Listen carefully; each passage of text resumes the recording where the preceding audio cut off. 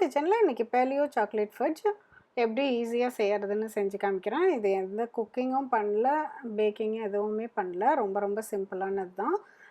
இது ரொம்ப க்ரீமியாக சூப்பராக இருந்துச்சு. கண்டிப்பாக இந்த வீடியோ பார்த்ததும் please like, subscribe and share my channel. Don't forget to press the bell icon. இந்த சாக்லேட் ஃபட்ஜ் ரெசிபி செய்கிறதுக்கு ரூம் டெம்பரேச்சரில் 5 டேபிள் ஸ்பூன் பட்டர், அதை ஒரு பவுலில் தனியாக எடுத்துக்கலாம். அப்புறம் க்ரீம் சீஸ், இது ஒரு 4 to 5 டேபிள் ஸ்பூன் எடுத்துகிட்டு அந்த பட்டரோடையே போட்டு எக் பீட்டர் வச்சுட்டு நல்லா பீட் பண்ணிக்கலாம். ஹேண்ட் பீட்டர்லேயும் பண்ணிக்கலாம். அப்படி இல்லைன்னா ஃபோர்க்கில் கூட கொஞ்சம் விகரஸாக பண்ணோம்னா க்ரீமியாக வர அளவுக்கு பீட் பண்ணிவிட்டு தனியாக எடுத்து வச்சுக்கலாம். இப்போ பாருங்கள், நல்லா க்ரீமியாக வந்துருச்சு. அதுக்கப்புறமேலு 4 டேபிள் ஸ்பூன் ஃப்ரெஷ் க்ரீம் ஒரு தனி பவுலில் எடுத்துகிட்டு அது கூட ஒரு 4 டீஸ்பூன் கோகோ பவுடர், இந்த அளவுக்கு வந்து சரியாக இருக்கும். அதையும் எடுத்துகிட்டு இந்த க்ரீமையும் கோகோ பவுடரையும் நல்லா வந்து ஸ்பூன்லேயே மிக்ஸ் பண்ணிக்கலாம். மிக்ஸ் பண்ண அது நல்லா இப்படி திக்காக வந்துடும்.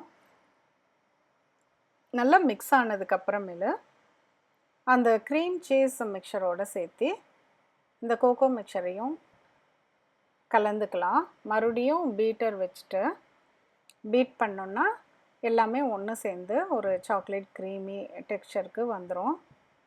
அந்த பார்க்குறதுக்கு அந்த கலரே வந்து ரொம்ப நல்லா இருந்துச்சு. அவ்வளோதான், இது ரெடி ஆயிடுச்சு. வேணும்னா நம்ம ஒரு 1 டீஸ்பூன் வெனிலா எசன்ஸ் இது கூட சேர்த்திக்கலாம். நம்மளோட சாக்லேட் ஃபட்ஜ் மிக்சர் ரெடி ஆயிடுச்சு. இப்போ ஒரு ஸ்கொயர் பாக்ஸ் எடுத்துகிட்டு அதை பட்டர் பேப்பர் போட்டு இப்படி லைன் பண்ணிட்டேன். அதுக்குள்ளே இந்த சாக்லேட் ஃபட்ஜ் மிக்சரை போட்டுக்கலாம்.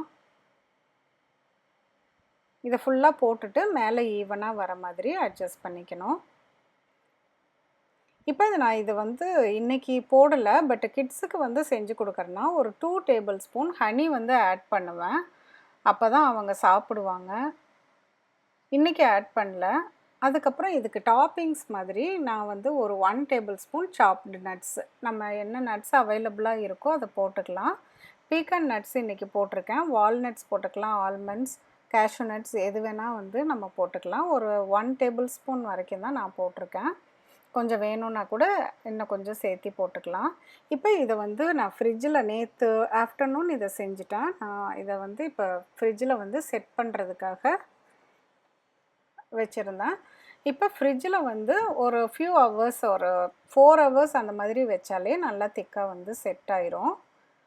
நேற்று நைட்டே நல்லா செட் ஆயிடுச்சு. பட் வந்து நான் எடுக்கலை, அப்படியே ஓவர் நைட் விட்டுட்டேன்.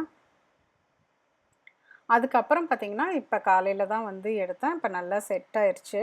பட் இந்த கேமராவை எடுத்து வைக்கிறதுக்குள்ளாரே அந்த ஒரு 3 மினிட்ஸ்லேயே அந்த மெல்ட் ஆயிடுச்சு.